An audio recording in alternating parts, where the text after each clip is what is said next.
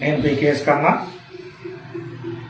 నిన్న అంబటి రాంబాబు ముఖ్యమంత్రి చంద్రబాబు గారి గురించి మాటలకి కౌంటర్గా తెలుగుదేశం నాయకులు ఆయన ఇంటి మీదకి వెళ్ళి ఆయన దాడి చేస్తే దాన్ని సోషల్ మీడియాలో వైసీపీ వాళ్ళు కాపు నాయకుల మీద దాడిగా అభివర్ణించటం, అదేవిధంగా వంగవీటి మోహన్ రంగా గారితో పోల్చటం సరికాదని భారతీయ కాపు సేన చేసిన ఎవరైతే పోస్టులు పెడుతున్నారో వాళ్ళకి హితబోధ చేస్తున్నాం.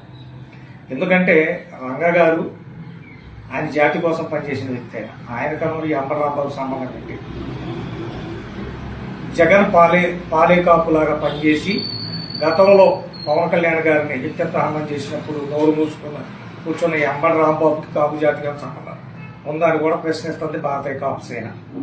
ఎందుకంటే ఆ రోజు పవన్ కళ్యాణ్ గారిని తిట్టడం కోసం వైసీపీలో ఉన్న కాపు నాయకులందరినీ రెచ్చగొట్టి జగన్మోహన్ రెడ్డి మాట్లాడించటం, అదేవిధంగా జగన్మోహన్ రెడ్డి స్వయంగా పవన్ కళ్యాణ్ గారిని వ్యక్తిత్వం చేసినప్పుడు ఎక్కడ పోయారు ఈ కాపు నాయకులు?